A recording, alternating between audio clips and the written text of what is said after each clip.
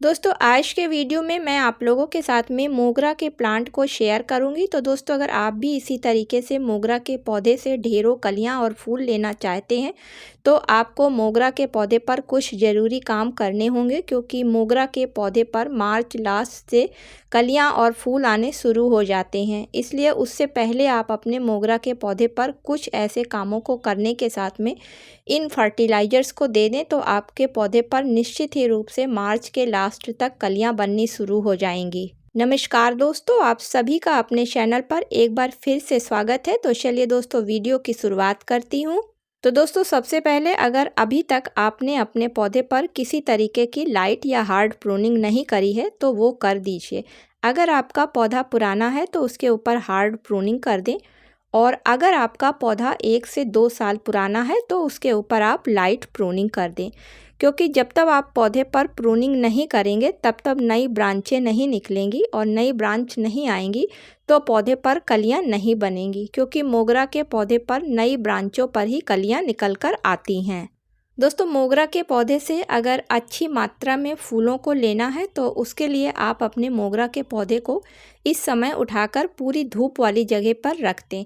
लेकिन जैसे ही temperature 40 degree के ऊपर जाने लगे आप अपने मोगरा के पौधे को उठाकर ग्रीन नेट के नीचे या फिर सेमी शेड एरिया में रख लें, क्योंकि दोस्तों अगर उस समय इस पौधे को आप उठा के नहीं रखेंगे तो जो इसमें फ्लावरिंग हो रही है उनकी साइज़ फूलों की काफ़ी छोटी हो जाएगी, और जो फूलों में स्मेल आती है वो काफ़ी गर्मी की वजह से कम हो जाएगी। इसी के साथ साथ मोगरा के पौधे की पत्तियां भी जलने लगेंगी।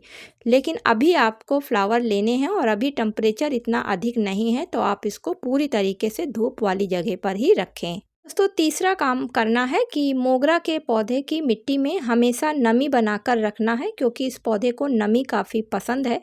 नमी की वजह से ही इस पौधे पर अच्छी ग्रोथ होती है और जो फ्लावर आते हैं वो लंबे समय तक रुके रहते हैं। क्योंकि मार्च का महीना शुरू हो गया है और इस समय मोगरा के पौधे पर एक नई ग्रोथ के साथ में फ्लावरिंग सीजन स्टार्ट होने वाला है। ऐसे में अगर आप पौधे की मिट्टी को सूखा रखेंगे तो पौधे पर ग्रोथ नहीं होगी, साथ में उसमें कलियां भी नहीं बनेंगी। तो नमी का विशेष ध्यान रखें। चलिए बात कर लेते हैं कि मोगरा के पौधे को कौन सी फर्टिलाइज़र देनी है और किस तरीके से देनी है। तो दोस्तों सबसे पहले गमले की मिट्टी की गुड़ाई कर लेते हैं, जिससे कि जब कोई फर्टिलाइज़र हम डालें इसमें तो वो मोगरा के पौधे की जड़ें आसानी से ले सकें।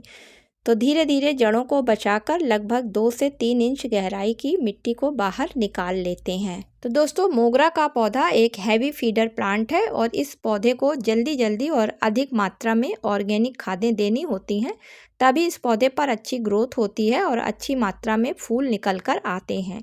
तो अगर आपका पौधा 10 इंच के या फिर 12 इंच के गमले में लगा हुआ है तो उसके लिए लगभग आप 250 ग्राम वर्मी कंपोस्ट खाद या फिर गोबर की अच्छी सड़ी हुई खाद, दोनों में से किसी एक खाद को ले लें, क्योंकि इन दोनों ही खादों में नाइट्रोजन, फास्फोरस, पोटेशियम के साथ साथ बहुत से ऐसे माइक्रो न्यूट्रिएंट्स पाए जाते हैं जो कि पौधे की ग्रोथ के लिए काफ़ी ज़रूरी होते हैं। अब इसमें हम जो दूसरी फर्टिलाइज़र मिलाएंगे तो दोस्तों वो पोटेशियम रिच फर्टिलाइज़र है, और ऑर्गेनिक फर्टिलाइज़र होने के साथ साथ पौधे पर काफ़ी अच्छा फूल वाले रिजल्ट दिखाती है।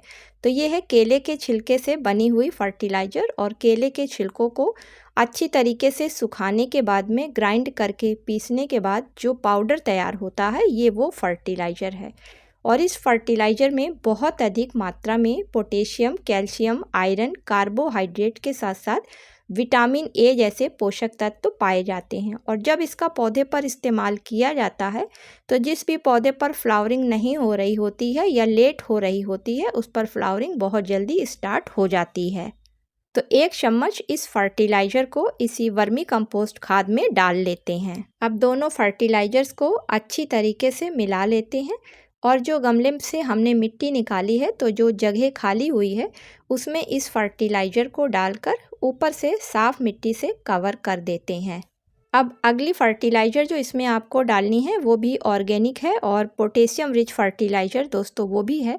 और पौधे पर इसको डालने से काफ़ी अच्छा असर होता है। जिस पौधे पर फूल नहीं आ रहे होते हैं तो फूल बहुत जल्दी आने लगते हैं, क्योंकि ये फिटकरी का पानी है और फिटकरी में बहुत अधिक मात्रा में पोटेशियम सल्फेट के साथ साथ विटामिन सी और एंटीबायोटिक और एंटीऑक्सीडेंट जैसे पोषक तत्व पाए जाते हैं, जिसके कारण कि पौधे की मिट्टी में भी किसी तरीके की फंगस नहीं लगती है, कीड़े नहीं आते हैं। इसके अलावा मिट्टी जो है वो हल्की सी एसिडिक भी हो जाती है। और मोगरा के पौधे को हल्की सी एसिडिक मिट्टी ही काफ़ी पसंद है, क्योंकि ऐसी मिट्टी में ये मिट्टी से पोषक तत्वों को तेज़ी से इसकी जड़ें लेती हैं और पौधे के हर भाग में पहुंचाती हैं, जिसकी वजह से पौधा अच्छी तरीके से ग्रोथ करता है। साथ ही साथ उस पर फ्लावरिंग भी जल्दी स्टार्ट होती है। इस फर्टिलाइज़र को बनाना काफ़ी आसान होता है। उसके लिए लगभग आप 2 ग्राम के करीब फिटकिरी का टुकड़ा ले लें और उसको 1 लीटर पानी में घोलकर लगभग 2 से 3 घंटे के लिए छोड़ दें। जब वो पूरी तरीके से पानी में घुल जाए तब उस पानी को आप उठाकर मोगरा की मिट्टी में डाल दें।